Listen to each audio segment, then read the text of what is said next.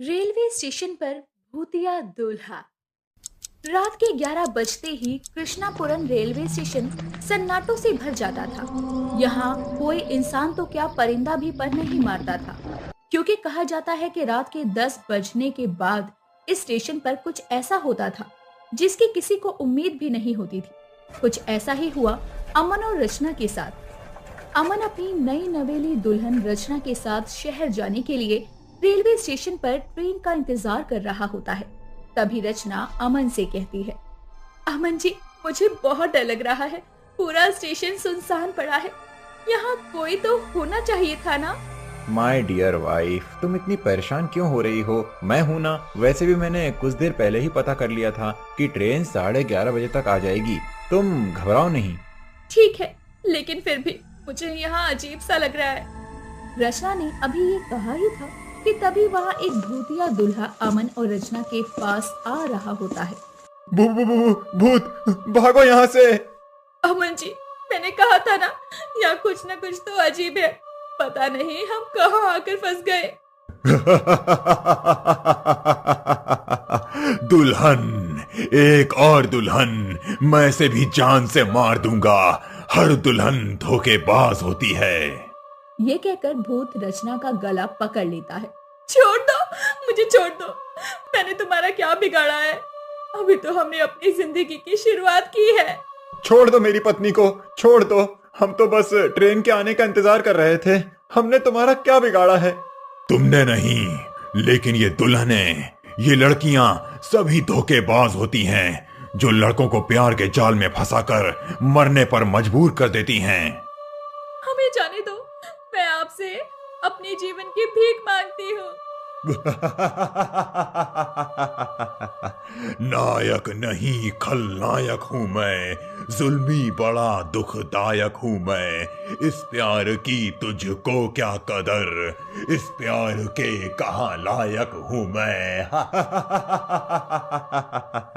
इस तरह गाना गाते हुए भूतिया दूल्हा रचना को अपने हाथों से गला दबाकर मार देता है। तुमने ये क्या किया? मेरी जिंदगी शुरू होने से पहले ही खत्म कर दी। तू जिसे अपनी जिंदगी समझ रहा था, वो तेरी मौत थी। मैंने तेरी जान बचाई है। ये कहते हुए वो भूत वहाँ से गायब हो जाता है और अमन रोता रहता है। ऐसे ही सुबह हो जाती है। रोजाना की तरह आज भी रेलवे स्टेशन पर एक दुल्हन की लाश सभी को देखने को मिलती है। वहाँ के लोग ऐसी घटना से वाकिफ थे, लेकिन ये किसी को नहीं पता था कि आखिर कौन और क्यों इन दुल्हनों को मौत के घाट उतार रहा है। ऐसे ही एक नया जोड़ा शादी करने के लिए ट्रेन से सफर कर रहे थे। अनिल, अब हम भागकर शादी कर तो रहे हैं, लेकिन ये मुझे बिल्कुल भी अच्छा नहीं लग रहा। अच्छा तो मुझे भी नहीं लग रहा शीतल, लेकिन क्या करें? तुमने और मैंने अपने परिवार को मनाने की बहुत कोशिश की, लेकिन आखिर में क्या हुआ? उन्हें तो बस अपनी इज्जत और अपना गौरव दिखाई देता है। सही कह रहे हो अनिल, लेकिन तुम मुझे छोड़कर जाओगे तो नहीं ना कहीं भी? मैं तुमसे बहुत प्यार करती हूँ। नहीं शीतल, मैं तुम्हें कभी छोड़कर नहीं जाऊंगा। हमें बस एक दूसरे से मौत ही अलग कर सकती है। दोनों अभी ऐसी बातें कर ही रही होती है कि तभी अचानक से एक आवाज आती है। तुम्हें मैं कर दूंगा अलग, इस लड़की को मौत की नींद सुलाकर। कौन है? कौन है? किसने बोला? अनिल, मुझे बहुत डर लग रहा है। मैं तुमसे दूर नहीं जाना चाहती। शीतल ने भी इतना बोला ही था कि तभी वहाँ पर भूतिया दूल्हा आ जाता है और कहता है, एक और धोखेबाज लड़की जो झूठे साथ जीने मरने की कस्में खा रही है, तू भी इस लड़के को मेरी तरह मरने के लिए छोड़ देगी। ये कहते ही वो भूत शीतल का गला पकड़ लेता है और अपने नुकीले नाखूनों से उसकी गर्दन में वार करता है, जिसके कारण शीतल वहीं मरने की कगार पर होती है और अपनी आखिरी सांसें गिन रही होती है। एक और मजनू की मौत होने से बचा लिया, मैंने तेरी जान बचा ली। तुमने मेरी जीते जी दुनिया उजाड़ दी। मैंने जिसे बेइंतहा चाहा, तुमने उसे ही मार दिया और कहते हो कि तुमने मेरी जान बचा ली। तुम एक शैतान हो और कुछ नहीं, बस। नहीं नहीं नहीं, तुम मुझे ऐसा मत कहो। तुम कुछ नहीं जानते हो इन लड़कियों के बारे में। मैं बताता हूँ अपनी दर्द भरी दास्तां, फिर तुम्हें पता चलेगा कि लड़कियां कैसी होती हैं। आज से 15 साल पहले मेरी जिंदगी बहुत ही हसीन और खुशियों से भरी हुई थी।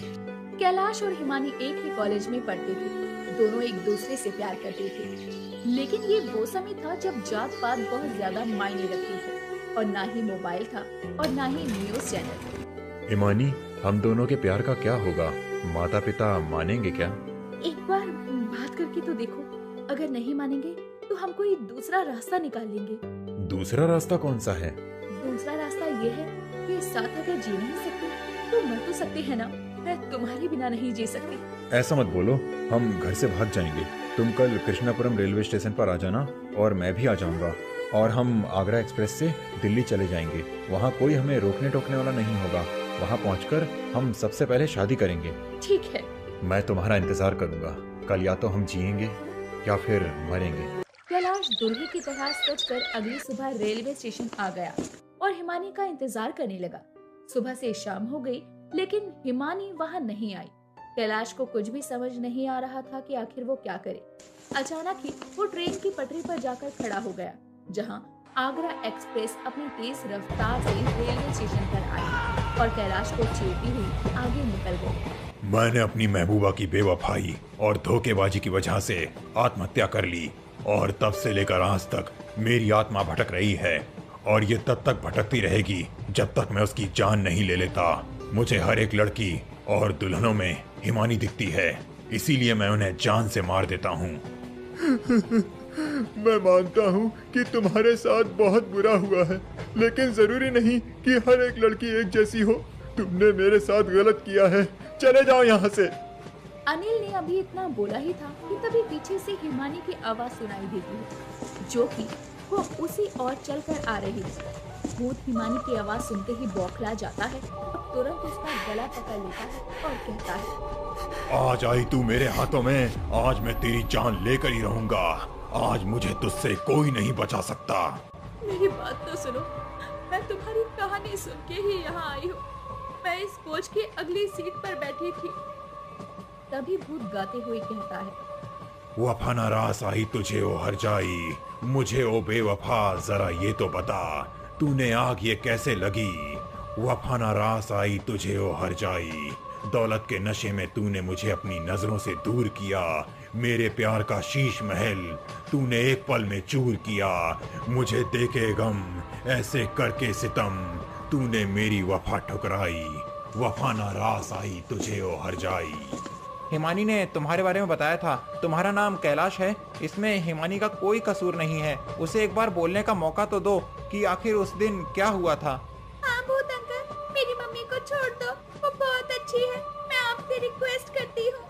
पिंकी की मासूमियत भरी बातें सुनकर भूतिया कैलाश हिमानी का गला छोड़ देता है और कहता है, बोलो, क्या बोलना चाहती हो? कैलाश, उस दिन मेरे पिताजी ने मुझे कमरे में बंद कर दिया था, लेकिन फिर भी मैं जैसे तैसे उस रात वहाँ आई थी।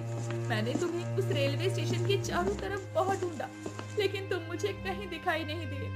मैंने कई महीनों तक तुम्हारा इंतजार किया, लेकिन फिर भी तुम नहीं आए। मुझे लगा कि तुम मुझे धोखा देकर कहीं चली गई। तुम्हें लगा कि मैंने तुम्हें धोखा दिया है। बस इसी उलझन में हम दोनों रह गए। मुझे माफ कर दो, मैंने तुम पर शक किया। वैसे ये प्यारी बच्ची और ये आदमी कौन है? ये किशन जी है, जिनसे मेरी शादी हो गई है, और ये पिंकी है, जो मेरी बेटी है। हिमानी, काश मैंने उस दिन तुम्हारा और इंतजार किया होता, तो आज हमारा हंसता खेलता परिवार होता। मैंने आज तक बहुत सी लड़कियों और दुल्हनों की जान ली है, और ये लड़की शीतल भी मौत की कगार पर है। तुम इसे अगले स्टेशन पर अस्पताल में एडमिट करवा देना, इसकी जान बच जाएगी। वहीं तुम मुझे मुक्त कर दो। पर कैसे मुक्त होगे तुम? मुझ पर गंगा जल की कुछ बूंदें डाल दो, मेरी आत्मा को मुक्ति मिल जाएगी।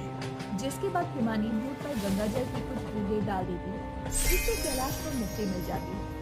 वहीं अब कृष्णापुरम रेलवे स्टेशन और ट्रेन के अंदर कोई भी हादसा नहीं होता और अब फिर से सब कुछ ठीक हो जाता है।